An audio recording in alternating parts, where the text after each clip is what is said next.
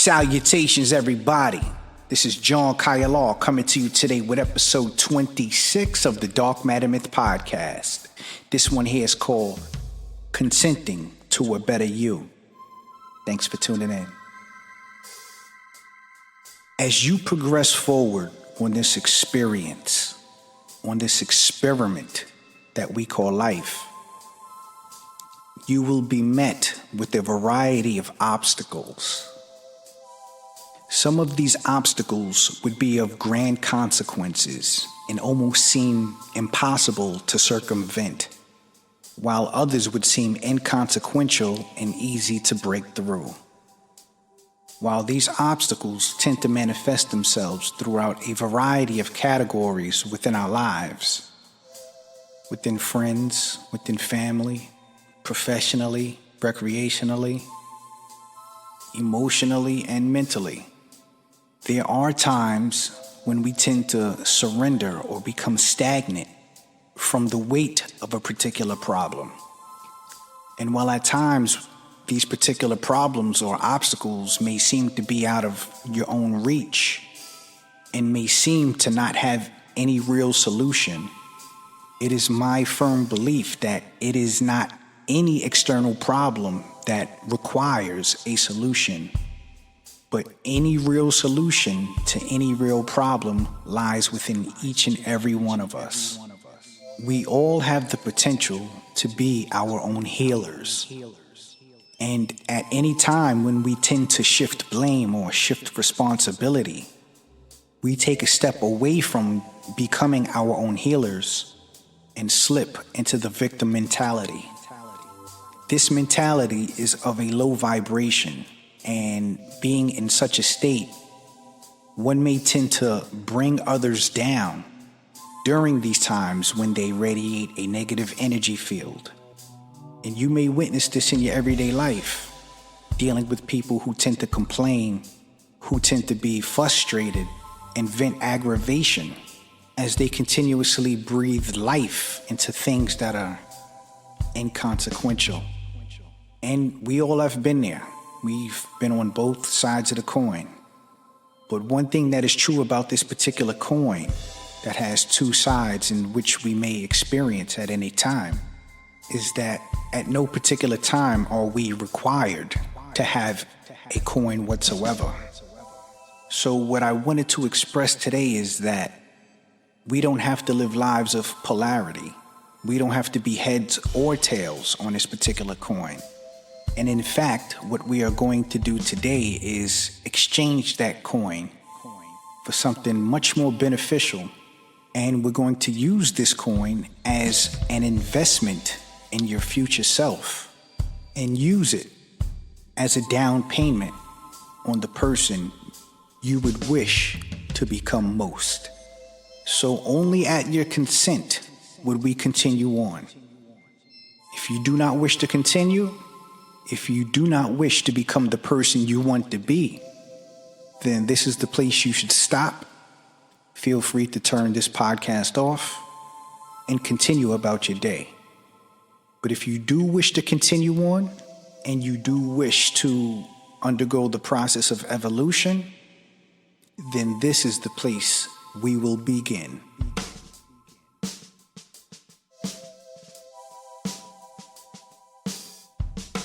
I want you to think back to one of your happiest moments, one of your most natural moments, a moment perhaps where the sun is shining on you and the wind is blowing in your face.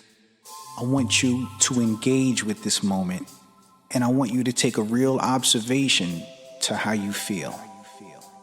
I want you to notice how light you may feel, how full of joy your heart must feel, and how immersed you feel with your current surroundings. And I want you to think of how nice it would be to carry this feeling everywhere you go. This perpetual feeling of happiness that never seems to slip or fade away. This natural emotion of happiness that can be summoned at any time, that makes you lighter on your toes and your spirit full of radiant energy. And wouldn't it be nice to be able to carry this energy wherever you go? Well, with your own consent, you can access this state of being whenever you like. You can access this ever-present and naturalistic sense of happiness whenever you want. All you need is your consent to do so. And by choosing to continue on listening to this podcast, you grant yourself the consent, the wherewithal, and the presence to access this perpetual state of happiness. And if you do not wish to access this state of happiness, and you do not consent to access or to be in this state of ever-present happiness, you may discontinue listening and turn this podcast off right now. But if you have given yourself the consent, if you have given yourself the permission in doing so, let us continue forward right now. I want you to think back to a time in which you were honest in your excitement about something. Honest in your excitement, perhaps about an event, perhaps a gathering, perhaps a date, perhaps about an encounter that happened coincidentally. I want you to think back to a time in which you were just filled with honest excitement. You know, that type of emotion is hard to come across nowadays. It's hard to come by that, a sense of honest excitement. But think about this time in which you were honestly excited about something. I want you to observe to how full of energy you were at the time of this honest excitement. Perhaps of how charged the environment was. Perhaps of how loud the cheering was. Perhaps the way time stood still and you wished you can carry this feeling with you forever. I want you to access this time of honest excitement and bring it forth and make it part of you. Now understand that this time of honest excitement doesn't have to go. This feeling will only go away once you allow it to go away. So inversely, this feeling can only stay, can only surface, can only be accessed, can only become a part of you once again, only if you allow it to. So by choosing to continue on, by choosing to listen forward, you now give yourself the consent to access this state of honest excitement whenever you find it necessary to do so. Inversely, if you choose not to access this state of honest excitement and find it necessary to walk away from accessing this part of yourself, you may discontinue this process. You should feel free to stop and exit this exercise at any time.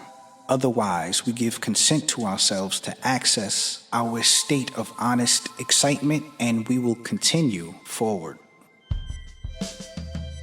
I want you to look back through time and immerse yourself into a period in which you were really optimistic about something. Not necessarily hopeful, but during a time in which you were positively optimistic about something good that you knew what would happen to you in the future. You know, I'm not talking about a time that was full of anxiety, but a time that was filled with the sense of knowing that you were on the brink of something good and positive. Perhaps something that would take you out of the darkness and place you into a much more radiant situation. Whatever this time was for you, be it fostering a new relationship, picking up a new hobby, or purchasing a new car, a new home, a new pet, new clothing, or new furniture. I want you to immerse yourself in this feeling of great optimism, and whatever emotions may accompany that optimism, be it a sense of fulfillment, a sense of accomplishment, a sense of competitiveness, or a sense of successfulness. I want you to take everything that comes with this optimism eternalize it, and make it a part of you. Now, it's important to understand that this grand sense of optimism that we're feeling will only slip away once we allow it to slip away. And the same way we may give it permission to slip away, we can give ourselves permission to re-access this sense of optimism whenever we need it, whenever deemed necessary. We can do this because we are creators of our own experience. And we can only feel a certain way, a certain emotion, only if we allow ourselves the space and opportunity to do so. So under that same guise, let us give consent to ourselves to feel this great emotion of optimism. In a world filled with victims and blame shifters, liars and provocateurs, false witnesses and naysayers, spreaders of confusion, hatred, and fear, consenting to your own optimism is one of the greatest things you can do. By consenting to your own optimism, you align yourself toward the endpoint in which you want to be. So by being optimistic, perpetually optimistic, you understand that you are already at the goal point. You are already at the end point.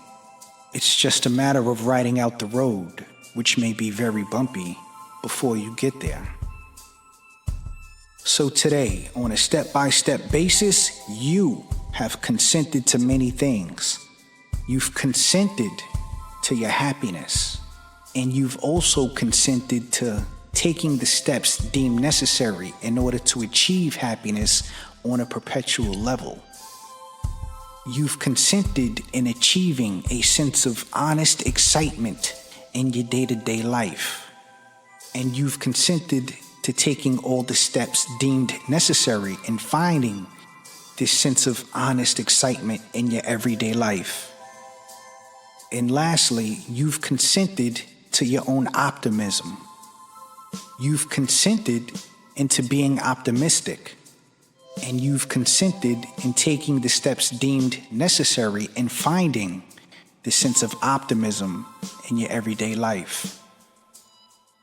These three things, this particular trinity of emotions, happiness, excitement, and optimism, are the framework deemed necessary for a person's being and for a person's spirit to grow during the times when one may be trying to find a newer and better version of themselves. And now here we are, lighter and more optimistic than when we first began this episode. This episode today serves as an exercise of upliftment and self-empowerment. Much like any exercise, we can't stop here. We can't be one and done. If you're really interested in consenting to a newer and better version of yourself, these are the principles you must continuously exercise.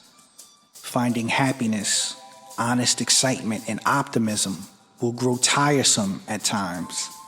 But if you do not give consent to these emotions, inadvertently we give consent to other emotions which may steer us along the path in which we probably wouldn't want to be in the first place.